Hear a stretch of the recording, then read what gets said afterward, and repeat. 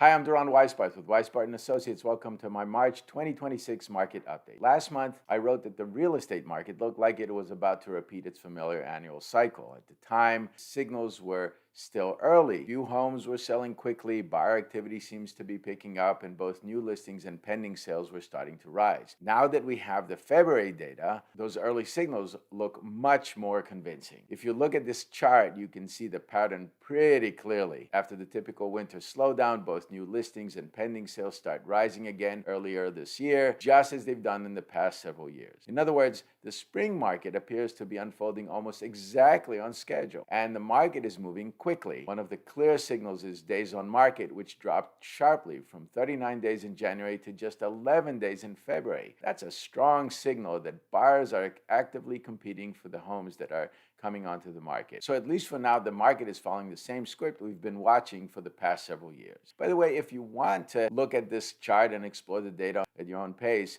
you'll find everything in my March newsletter available online and for download for free at weisbarth.com/newsletter. That's weisbarth.com/newsletter. Now, of course, February's numbers only tell part of the story. They reflect activity that took place before the latest round of global disruptions. The war that began at the end of February, the resulting spike in oil prices, volatility in the stock market, and a noticeable slowdown in hiring have all happened too recently to show up in the housing data yet. Mortgage interest rates also briefly dipped just under the 6% mark before jumping considerably as financial markets reacted to the new uncertainty. Now, whether those developments affect buyers and sellers' behavior is something we simply don't know yet. But here's what we do know. Over the past several years, the housing market has proven to be surprisingly resilient, even through inflation spikes, high interest rates, political turmoil, and global conflict. The seasonal rhythm of the market has continued to assert itself. And that's why the February data is so important. It confirms what we suspected last month. The familiar cycle is underway again. The big question now is whether the latest economic and geopolitical shocks will interrupt the cycle or whether the market will continue along the same path it has followed in recent years. We should start getting answers to that question as the spring market unfolds over the next couple of months. So, if you're thinking about buying or selling this year, now is a good time to start planning. Early in the cycle is often when the best opportunities appear before competition intensifies and before the headlines catch up. My team and I use real data, proven systems, and on-the-ground experience to help our clients position themselves ahead of the market, not chase it. And remember, when you work with us, you're also helping support Akin, an amazing nonprofit helping kids and families in need thrive. Your business and referrals make a real difference in our community,